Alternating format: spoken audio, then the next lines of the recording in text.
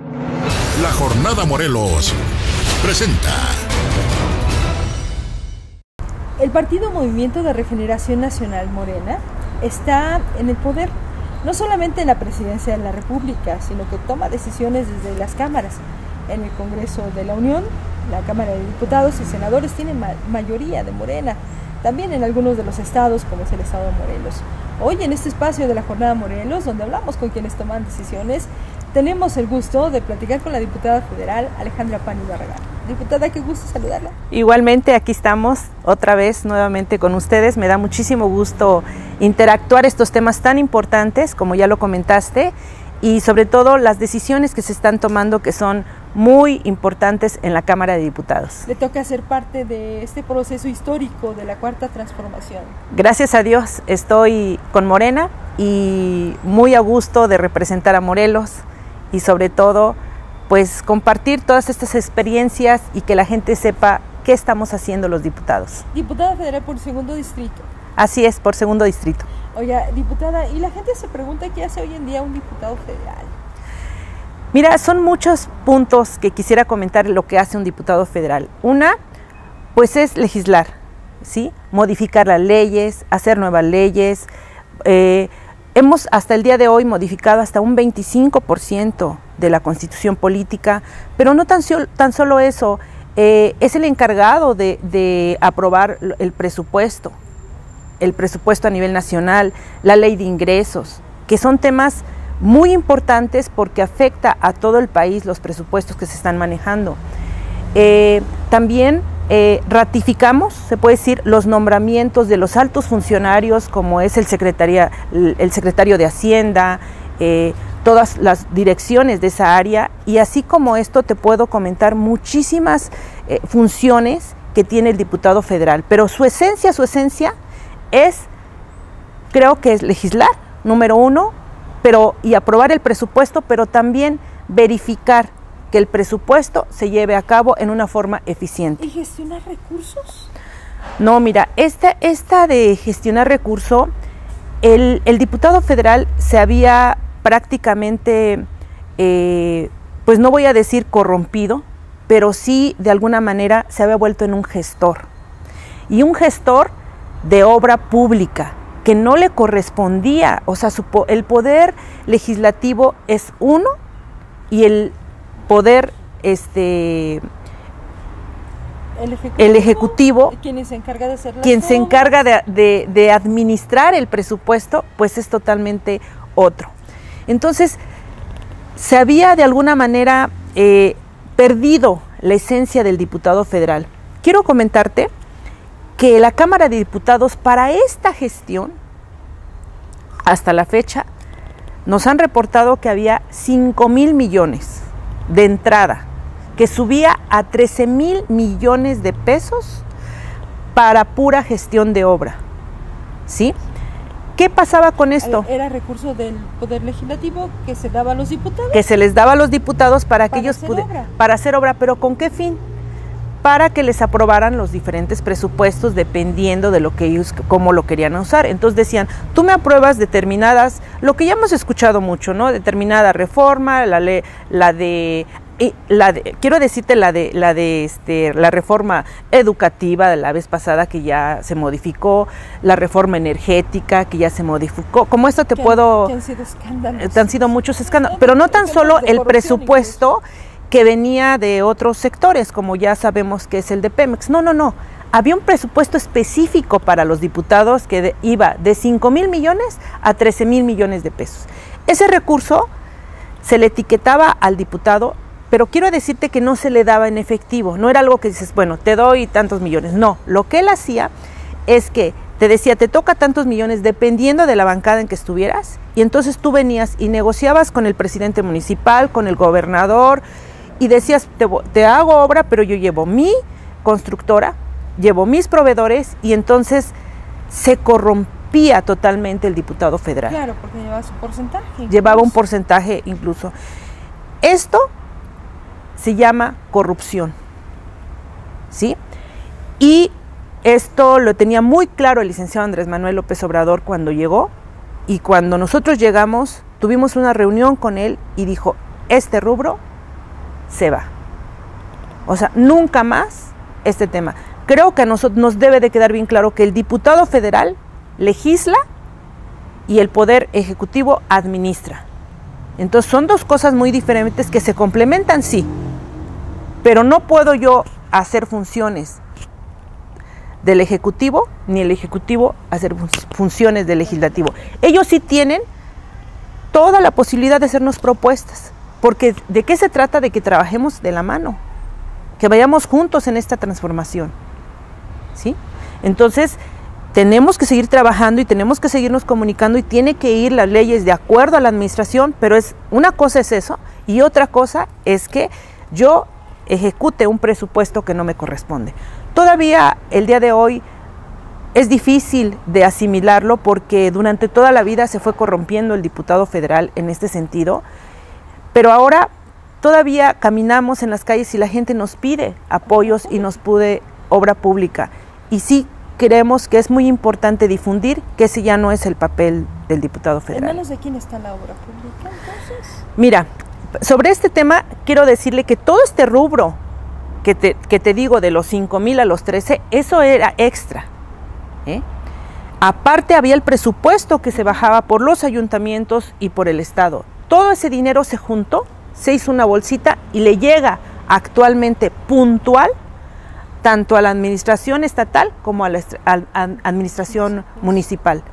Hace unos días un periodista me preguntó y me dijo, oiga, ¿cuánto les recortaron a los municipios?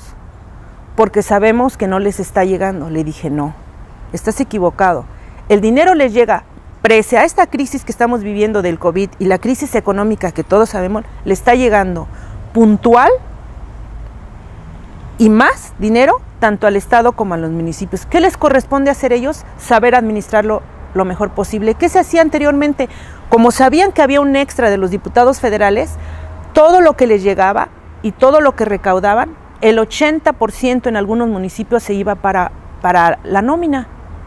Si nosotros analizamos cada rubro y cada presupuesto de diferente municipio, nos podemos dar cuenta que la mayoría se iba para la nómina. Iban aumentando cada vez la nómina, ¿sí? ¿Por qué? Porque decían, bueno, lo bajamos con el diputado federal, ¿no? Entonces, este es un tema creo que muy importante. Ellos tienen el presupuesto. ¿Qué les toca hacer ellos? Administrar muy bien su presupuesto que tienen, el que se les designa y el que de alguna manera, pues los ciudadanos con su aportación que uno hace, que en recursos propios, tú esperas que el servicio se te dé, pero ya no les corresponde eso a los diputados federales, les corresponde al Poder Ejecutivo. Al legislador federal le corresponde pues legislar, darle el andamiaje jurídico, como dicen los expertos, a esta nueva forma de gobernar de Andrés Manuel López Obrador. Las iniciativas, antes de que se nos acabe el tiempo, ¿cuáles son las más importantes que consideras? Sí, mira, son varias. Yo nada más te quisiera nombrar ahorita, creo que una que es muy importante, que es cuando hablamos de las pensiones. Esta iniciativa de las pensiones nos las manda el Ejecutivo precisamente, y es un tema, creo que nos importa a todos. Y estoy hablando de las iniciativas del IMSS. Esta iniciativa son dos leyes, ¿sí? La de 1973, que en esa no hay ningún cambio, se queda con las 500 horas, no hay cambios esenciales ahí. La que sí está tratando de que haya una modificación y que ojalá lo logremos con la mayoría calificada, ¿sí? Es la de 1997. Voy a resumírtela muy fácilmente. Anteriormente, para cotizar en esta o lograr que te pensionaras en esta, era de 60 a 65 años, número uno. Número dos, que tuvieras 1,250 semanas. ¿Qué cotizadas? ¿Cuántos años? 25 años. Con la iniciativa que estamos proponiendo es que se baje a 15 años, o sea, 10 años menos, y que las horas sean 750. Ahorita de inicio. ¿Por qué? Pero además otra cosa muy importante, ¿sí? Con esta iniciativa que anteriormente estaba, la mayoría de los que se iban a pensionar no alcanzaba ni siquiera el mínimo para poder salir en una pensión digna. ¿De qué cantidad estoy hablando? Pues se pensionaban a lo mejor con 3,000, 2,500, prácticamente no te alcanza para vivir y de poder decir, pues una persona de la tercera edad, de 65 años, pues lleva con una pensión digna de 2,500 pesos. O sea, seamos sinceros, a lo mejor ahorita te alcanza si vas al mercado y compras, tratas de ahorrar y todo, pero yo les pregunto, ese mismo dinero no se va a modificar, es el mismo dinero que va a tener cuando tenga 75 años, no le va a alcanzar nada. Pago de medicamentos, atención especializada, nada. Entonces, ¿cuál es la propuesta? Es que no tan solo se reduzca, que va a ayudar mucho, sino también que aumente su pensión. ¿Cómo va a aumentar? Anteriormente las aportaciones eran, unos tenían el 5.15 y otras el 6.5. Ahora con esta iniciativa es que se aumente al 13.5 las aportaciones. ¿Para qué? Para que entonces se refleje en tu pensión y se eleve. ¿Qué cantidad? Dependiendo de cada quien como haya cotizado, ¿no? No puedo decir, pero va a elevar hasta un 40% más, que la pensión suba y puedas tener pues un sueldo más digno para que puedas vivir. Como esta iniciativa te puedo decir... Ese es un acto de justicia, diputada. Claro, es un acto de justicia. Después de trabajar tantos años. Pero además quiero decirte... De ser útil a la sí, sociedad. Pero además quiero decirte algo muy importante, que esta iniciativa primero fue consensada con el sector empresarial y con la base trabajadora. Entonces está muy bien pensada, hay que afinarla, ¿sí? Definitivamente cualquier ley es una propuesta, tienen que pasar por los especialistas, tenemos que ser foros abiertos para escuchar a la ciudadanía. Cuando hay una propuesta, si quiero aclarar esto, no quiere decir que inmediatamente ya la estemos pasando y en un mes ya está, no, lleva un proceso, puede tardar hasta un año, medio año. ¿Por qué? Porque cuando tú pasas una ley, tiene que analizarse con los expertos, tienes que tener los dictámenes ya establecidos, tienes que pasarla a la Cámara, después tienes que mandarla a la Cámara del Senado, la Cámara del Senado te regresa, se va a los estados y los estados en cada congreso la pasa o no la pasa y sobre eso se da la realidad de una ley, ¿no? Pues es parte de esta construcción de la 4T.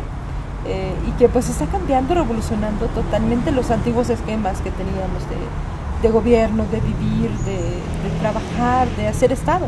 Claro, ¿no? Así es. Abatimiento a la corrupción, a la inseguridad, a los problemas sociales, estos actos de justicia social tan necesarios. Es difícil ser diputada. Para mí no, dependiendo de quién lo tema. Yo lo disfruto bastante, creo que por dos situaciones. Una, ayudas mucho a la gente, estás al pendiente de todas las situaciones que está viviendo el país y sobre todo estamos caminando de la mano junto con el licenciado Andrés Manuel López Obrador, que para mí es un tema que mucha gente tenemos que discutir las decisiones que le está tomando, pero si hacemos un balance, creo que han sido muy positivas para todo el país. Gracias, diputada, por su espacio. No, al contrario, el gusto es mío y aquí estamos. Muchísimas gracias. Pues vamos a seguir platicando con la diputada Alejandra Pani más adelante y seguiremos escuchando lo que es parte de este trabajo tan interesante que es legislar, que no gestionar recursos. Eso es importante, pero sobre todo hacer las cosas bien, como se debe. Continuamos aquí en la Jornada Morelos platicando pues con quienes toman las decisiones. La Jornada Morelos presenta